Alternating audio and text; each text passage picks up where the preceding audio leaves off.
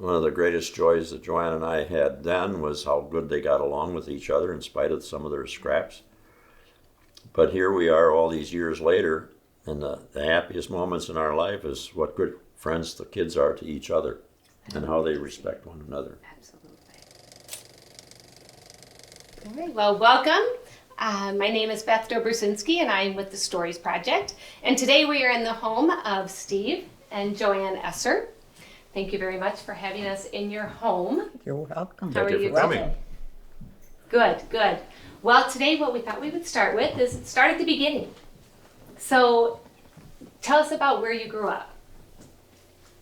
My dad was born and raised in Cross Plains, about 4 miles north from Pine Bluff. That's an interesting story too, and I don't mind telling it because I've told a lot of it. Some of it is my imagination of how it happened. As I mentioned, in 1904, when my dad was born, 1908, when my mother was born, they were little country folks in small towns. Baseball was probably the most important thing that was going on at that time. Home talent leagues. Cross Plains had one, Black Earth had one, Mesa, Maney, Ashton, Wanakee, Middleton, and so on. And that those little towns, even Pine Bluff, had a home talent league. Okay. That's what those farmers did in their pastime, I think. Sure. So my dad had two of his best friends were his cousins, and the three of them lived in Cross Plains. My take is that they went to a ball game someplace, and I imagine the Krantz girls, that's my mother's maiden name, for something to do, they might have been down to the ballpark. And Uncle Carl, who was the oldest of the three guys, spotted this one Krantz girl, and somehow they ended up being married. Cousin Ed, who from Cross Plains, well, he must have spotted one of these other girls. They ended up being married. My dad came along, third in line or whatever, and he found a third one, and that was my mother. And the three cousins married three sisters. How fun. They never told me that. That's part of why these kind of things might be really interesting. Absolutely. Maybe they can get the story right. But I'm pretty sure I'm pretty close to right. What radio shows did you listen to when you were children? The Lone Ranger, Fibber McGee and Molly. I think the Red Skeleton show we Red had. Skeleton, Yeah. The Shadow. That was Sunday afternoon late and stuff. You'd lay on the floor in front of the radio. The kids would all be there. Us 5 kids, we'd all be laying Yeah. there. Me and my two brothers would be, the Lone Ranger was on about 6:30 at night for a half hour, and we went into the dining room where the big Philco radio was, and we'd turn on the Lone Ranger. It was one of our favorites. I think it was our mother and dad's favorite too. I remember Fibber McGee and Molly, and open the door and all the junk would fall out. You would hear all the junk falling out on the floor. When I got out of the Navy, I came home. One of the things that I was annoyed with is when I went in the Navy, there was no such thing as television available. When I went in the Navy, I remember seeing somebody in Nakoma that had a little television like that, and they showed me in 1952, look at this is television, and it was nothing but snow. And they were so excited. When I got out of the Navy, your brother bought a TV for your family, and I got there, and they were so occupied with television. What were you watching, wrestling or something? Yeah. That was your brother Charles' favorite thing. I wanted to visit with people. I'd come there in their house visiting her. Well, that's because Aunt Margie They had the TV on. Aunt Margie and Uncle Bob lived with us at that time, and he was really into wrestling. Oh, Yeah, there wasn't very many choices. No. But I seen television as an interruption to what I called a nice visit. We lived about 2 blocks away from a drugstore on Park Street, and if things went well that Sunday dinner, my mom would send one of us down to the drugstore and get a pint of ice cream. And we would carefully open that pint of ice cream, lay it down, and then mark it into 5 pieces so 5 of us kids could have a slice of that ice cream. And today the kids take a great big bowl. Oh, yeah, exactly. But No, it's right. those little things, you know, and this all came without knowing that we didn't have much. Right. I remember very distinctly that on Sunday afternoons, we would take my grandparents for a ride because they did not have a car or anything, and we would take them for a ride, but we always stopped. It was a tavern, but they had ice cream in this tavern. And so us kids could get an ice cream cone while they had a beer. I remember that so well. As an example, during the Second World War, there was such an effort by everyone in the country to save things, and the war effort resulted in people not being able to buy things made out of metal. So I can recall that my mother would take us on about a 8 or 9 walk to a school that had loaner toys, because as little guys in the 5 to 8, 9-year-old, we didn't have anything to play with. Wagons, tricycles, bicycles were not available because they were not being manufactured. Sure. So we would walk that trek up there, and usually when she checked out something, and by the time we got it home, it needed fixing. Or it needed fixing before we picked it up. So that was very different than what our kids have. Absolutely. Yeah, our kids didn't have everything, but it was a lot better than what we had. Now, when you think about you as a child growing up, which of your 4 children were probably most like you as they grew up? None of them. Most like me in what I was Thinking doing, about or what my... you were doing, what your interests were, where your passions lie. Well, they are all different, very different from one another, and that was the interesting part about it, and I liked that. Absolutely. I think each of them had a characteristic that I view as being part of me, and they're not similar. Like what? Well, for example, like when I was working and got home from work at 6 o'clock at night, had something to eat, and then I went about my business at the house doing gardening or fixing something. There was always something to fix. Sure. Michael, the second one, he never wanted to leave until he found out whether or not I needed help. Oh, that's so sweet. Mike was always, is there anything I can help you with? Or he's willing to help. But David was willing to help, but I had to ask him, but Mike had to ask me. Mary was exempt from this, being a little girl and, of course, younger. Later on, when the older boys were a little older, then there's Tom. He was hard to find. His friends were about 1.5 blocks away, 2 blocks away, and that was his prime interest. Okay. And it turns out, Beth, that it was kind of a good thing, because even though he didn't learn anything from me, when he got married and had to deal with the same issues, he did a good job of learning them himself. I'm one of 5 children. I'm the oldest. I grew up in Madison, the corner of University and Gorham, right uptown almost. Right. And we're a family of 5 children, and it's just my sister and I left. We lost 3 brothers. I'm sorry. Oh, no. You have wonderful memories of them. But we had a very good life. I went to St. Raphael's Cathedral, a grade school, and I went to Edgewood High School and Edgewood College. You want to tell us a little bit about when you and Beth. Steve met? We were in high school together. And we dated our senior year. And he went into the Navy. And we corresponded back and forth then. And I was still here when he came home. I'm sorry, but Oh no. I'm a crier. The kids will all tell you that. Happy things, good things, everything.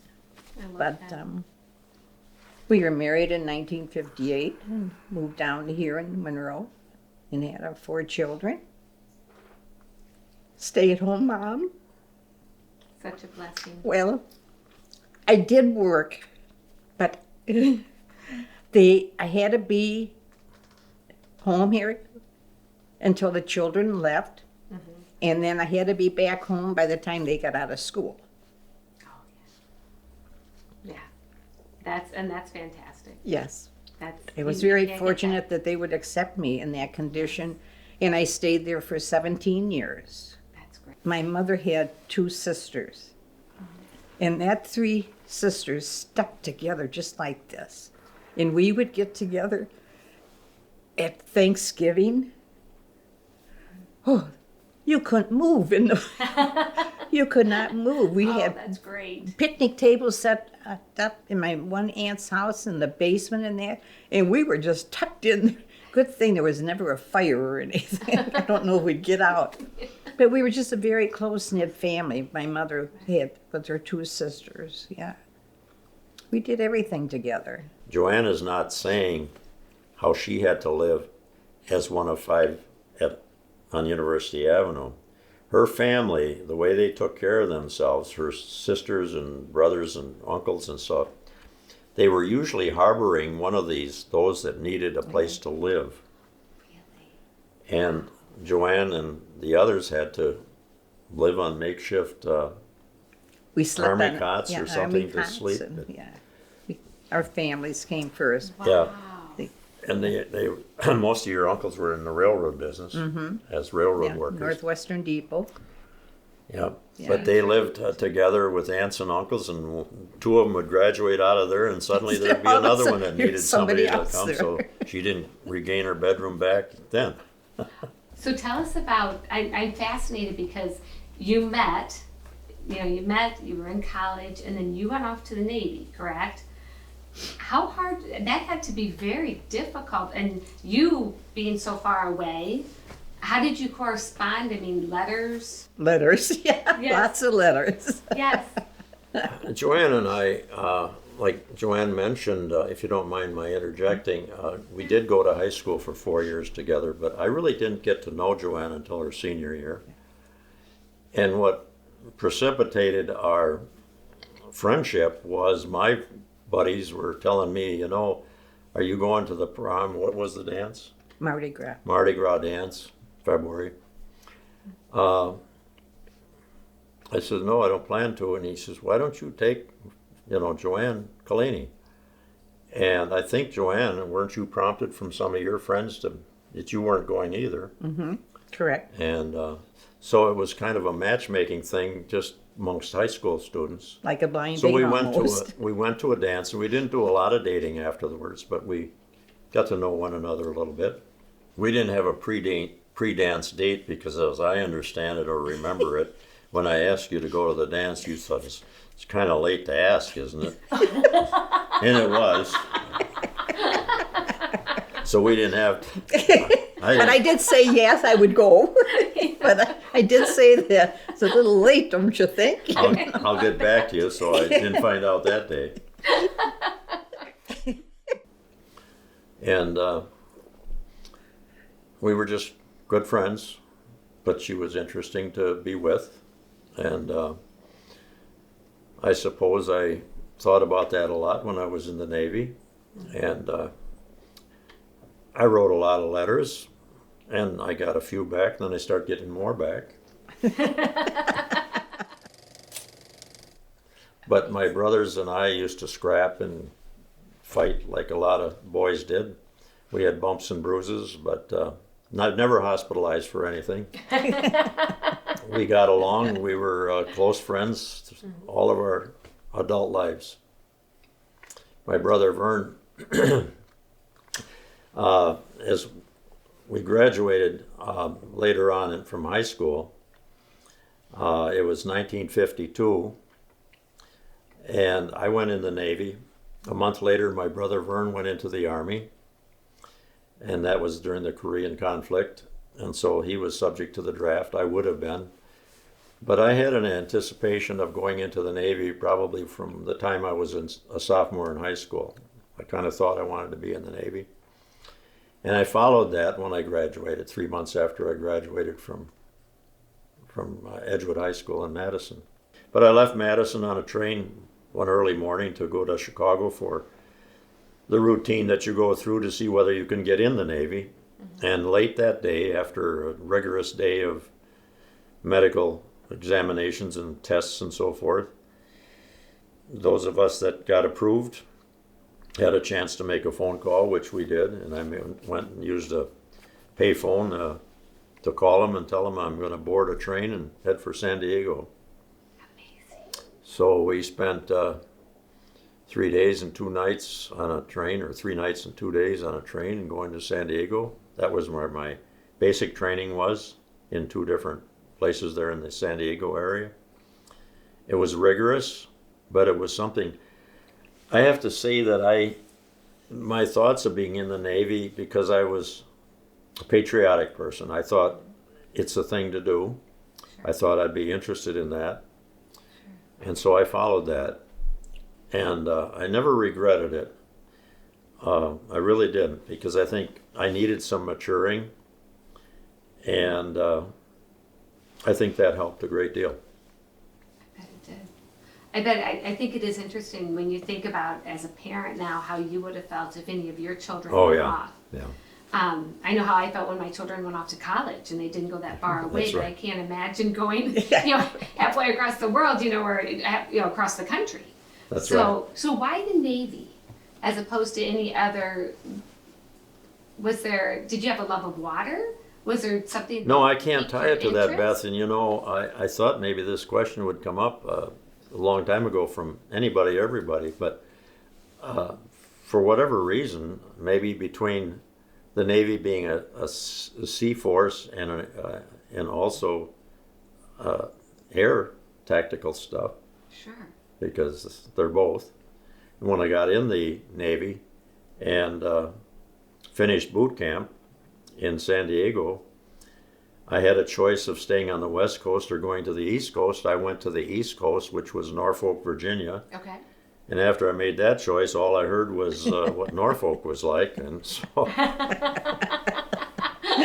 But me and another young fellow that I got to know in boot camp went to Norfolk together, and there was 30 of us probably that did.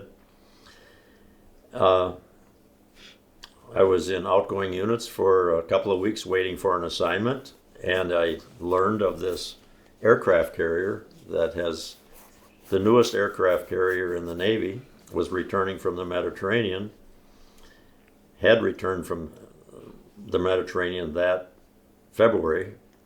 I got to Norfolk in March, and they were replenishing their crew in some areas, and I was assigned to the USS Coral Sea, which was the newest, largest aircraft carrier afloat at the time, and that excited me. I bet. My buddy from Madison was assigned to a destroyer. Now, had I thought about the Navy more seriously and learned more about what a destroyer is compared to an aircraft carrier, I might have not chose the Navy. That is tough and rough, seagoing vessel, but a very important one. But Chuck got assigned to that, and he had to go to Florida for that. So I ended up staying on the Coral Sea for more than 3.5 years, and lots of great experiences. We can talk about that in another way. Absolutely. So where did you go then from Norfolk? When you would just go out to sea then for a portion of time? Well, they had returned from the Mediterranean, and they stay there about 6 weeks until they refuel, replenish ammunition and so forth. And this was during the Korean War. They weren't directly involved in the Korean War fighting at that time, but it was a national defense situation. And it was the 6th Fleet, called the Atlantic Coast was the 6th Fleet thing that principally did their routine stuff off the Atlantic Coast, the Caribbean, and the Mediterranean. So during my career in the Navy, I made 4 trips, they're scheduled to be 4 6-month trips to the Mediterranean for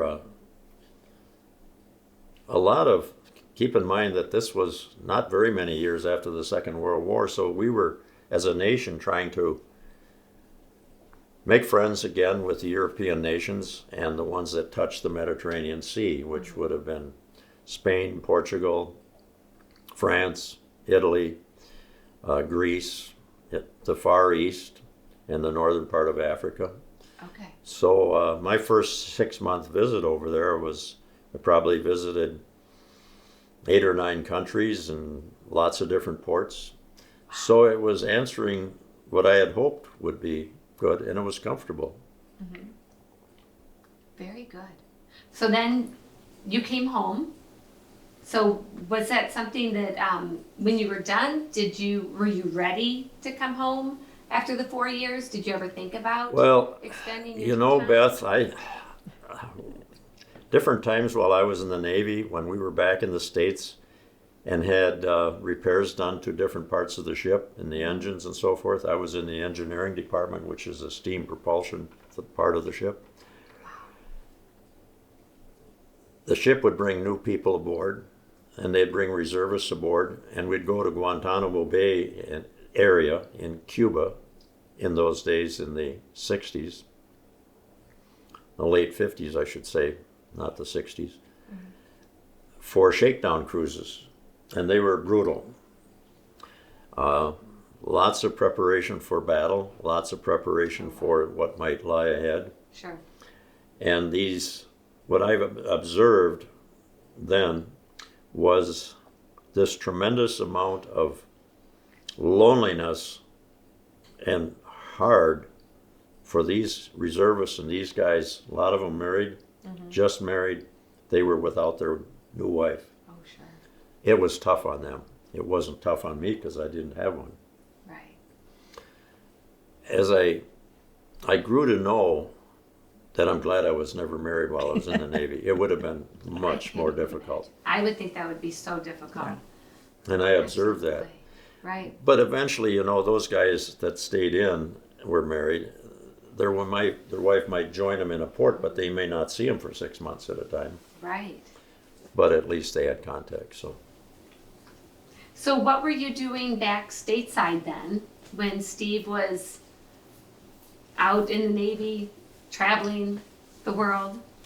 Well, I graduated from Edgewood College, and then I took a job with an insurance company in Madison, and I worked there until we got married and moved down here to Monroe. Very good. And then I worked for Norman Cheese in the office there in Monroe for, was it 17 years? 17 years. 17 years. And just been a housewife ever since. And love it. I was able to stay home and, be with my children. Absolutely. Yeah. It's the best. Yeah, it is. So, I was privileged that I was able to have a wife that could be a stay-at-home mom in those days. Because if you don't mind my telling this story, we got married in November. Our first child was born on September 2nd. The next year, and a year later, 3 days less than a year, another guy came along. About 15 months later, a third one came along, and she's sitting right over there. Then we found out what was causing it. We didn't do anything about it, but anyway, she had her hands full. Oh, that's, yes. And we had 2 diaper pails that were full all the time. Oh my gosh. Did you ever get seasick? I couldn't stand a carnival ride, and I felt sorry for my Mary in particular, because she could tolerate rides at a carnival or something, and I couldn't. I couldn't stand it. If I did 2 somersaults, I probably wouldn't be able to stand up. I'd get dizzy doing things. And we went to Santa's Village down near Chicago one Sunday, late in October one year, and poor Mary, her brothers wouldn't go on any of the things. And her mother wouldn't either. And Tom was too young. We were down there one Sunday, and we got on a tilt-a-whirl because it was the last day they were going to be open, and it was almost nothing going on. It wasn't very heavily occupied. The tilt-a-whirl was going like this around, and Mary wanted to go on some ride. I says, Mary, let's go over and check that out. If he leaves it run like that, it was kind of in an idle situation because it was empty. I told the operator, I says, if you leave it run like that, I says, we'll go on it. So we went on it. And that was totally fine. It didn't upset me. Some more people got on. I said, we'll take another ride. Some more people got on. Oh, no. Well, my request to keep it like that ended. Oh, no. So we got on that tilt-a-whirl, and I got off of there, and I didn't wear my... Mary handled it fine. It spoiled the rest of my day. I bet it did. Well, it starts out probably that I had learned that her mother, when Joanne and I became a thing together, that and engaged or planned to be married or whatever, or got married, her mother told her dad that, poor Steve, Joanne doesn't know how to do anything in cooking.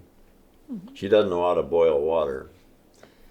Well, let me tell you, we never had any trouble doing that.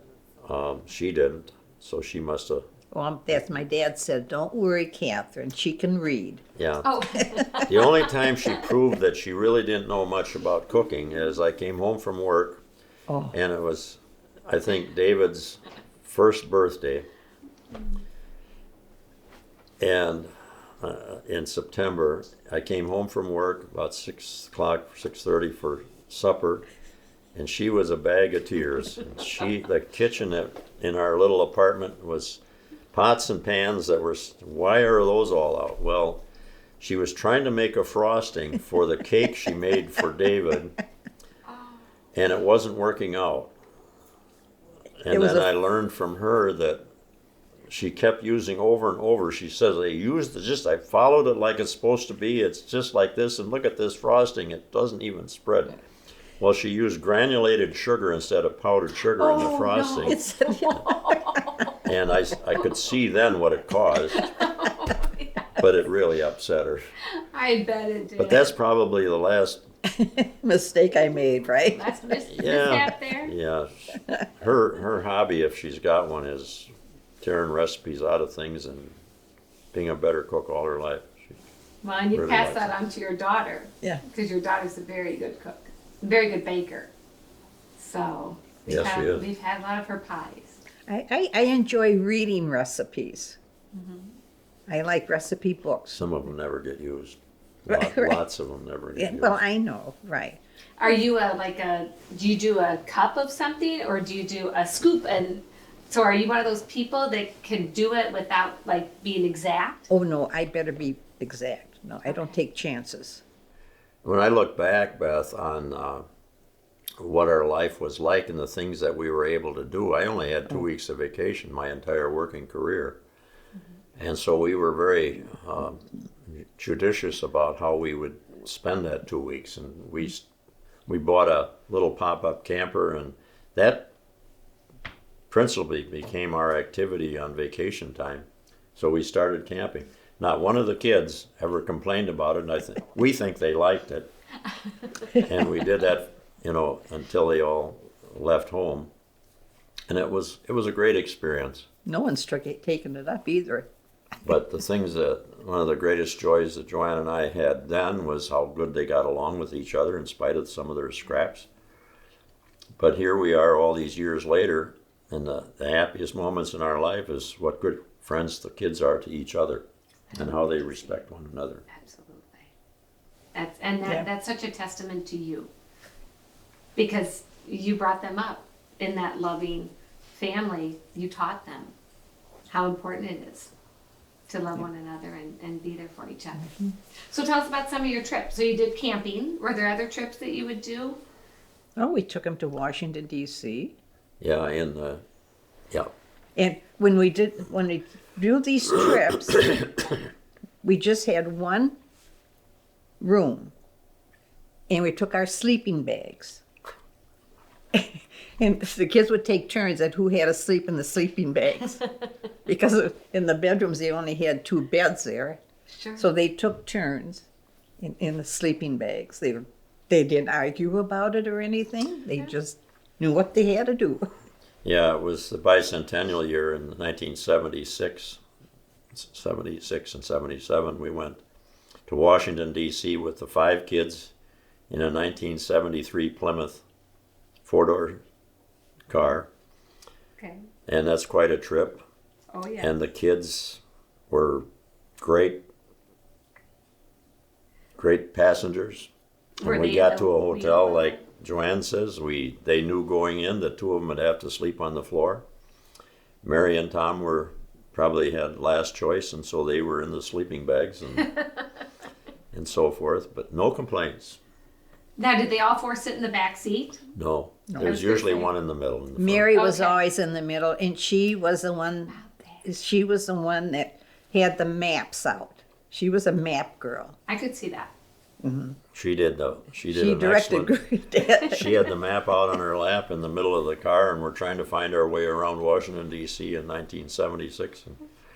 And she was telling you, Dad, you got to go this far and that far. Unlike her mother, if she had the I map, don't we know. would have might North have ended and up south. in God knows where. But anyway, Mary could read a map. Absolutely. Absolutely. Well, she can read her. She's very intelligent. She can read a great recipe. She makes a great pie. She makes it. Yeah. I can totally see that. Oh, that's really fun. Yeah. So The next year we went on a trip. It was probably the only big trips we had with the kids, 3 of them.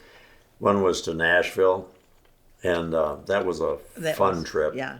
Chattanooga. Yeah, the Opryland theme park. Well, theme parks everybody's at them now, but that was pretty new then. It wasn't a Disney World, but it was really nice. And again, the kids were so good, and it was tough to do that, but they didn't make it tougher on us. And then we went on a camping trip around Lake Superior one time. So that's about as far away as we got home in our travels. But we camped whenever we could on weekends and so forth. sure. Into the Badlands. Whether it would be up in Door County, which became a favorite of ours later. I did a lot of camping in the Wisconsin Dells area in Dodgeville. So The did you- kids knew their knew their role when we were planning the trip and when we went and what they had to do. Yep. So is Set up and everybody take had- down. They Sure. were right there to help. Brush their teeth, right, Mary, on the outside of the camper. In a foam cup. And Yep. a phone. Oh, And their phone absolutely. cup and that. All those memories. Oh my. What advice would you give young adults today for having a good marriage? This would probably be very appropriate. You have someone coming up that's getting married. What advice would you have?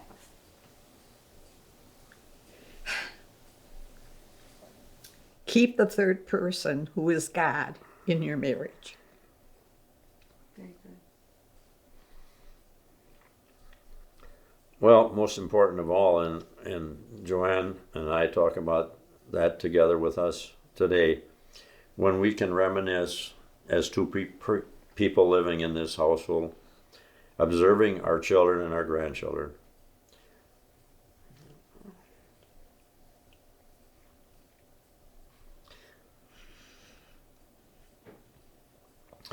We can observe that because of our devotion to the Blessed Virgin and church things, that has solidified us. We credit that for what we were able to do.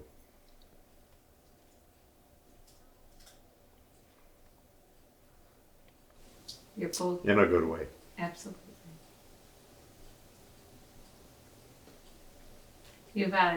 everything that we've talked about today.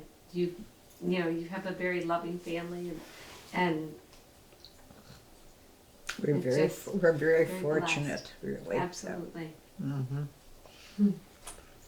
Our tears are always for joy. Right.